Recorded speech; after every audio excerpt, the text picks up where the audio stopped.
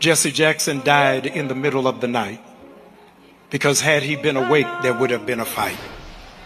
Ladies and gentlemen, we are here because this is the first modern prophet in American history to prove to be bulletproof. This is the very first prophet that the government could not compromise and was able to stand. Those of you who are wondering why we have been here this long, the service wouldn't have been this long if we were able to go to the Capitol. But the Capitol is now only reserved for pedophiles and podcasters. We're in a critical moment in history. A critical moment in history where it is that we have to figure out what are we fighting for and all that we're running for. And in spite of all of the pain that was in Reverend's body, he kept on running. And the good news, ladies and gentlemen, that is not necessarily reflected from this microphone is Reverend Jackson didn't run alone.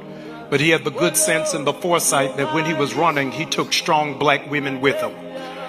Because he understood you ain't gonna go far unless you take strong black women with you. Can you imagine America would not elect a brilliant black woman because of her laughter, but they would elect a mediocre white man even if he was a felon? We got to take some strong black women with us. I'm so grateful 3 days after the election, I still stand with Jasmine Crockett because we got to take some strong black women with us.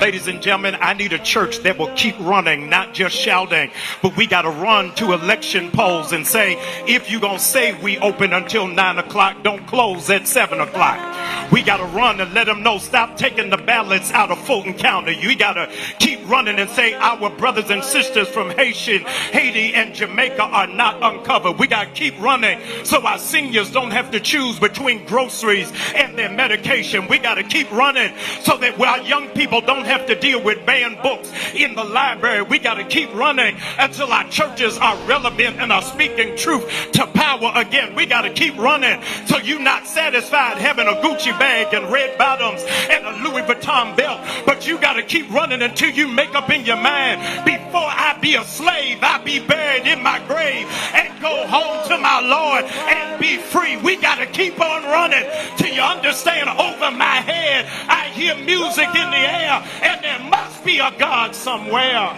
It is our job to keep running because this is the oldest leadership black America has ever had. There is no revolution without young people. And when it is that you realize, don't wait for them to pass you the torch, just take the baton. And so we need to decry that some of these people need to retire and some new voices need to emerge. Clear your throat so a new generation can step to the point and do what it is that God has told them to do. Many of you got confused and thought this was a program. This ain't no program. This is a homegoing celebration.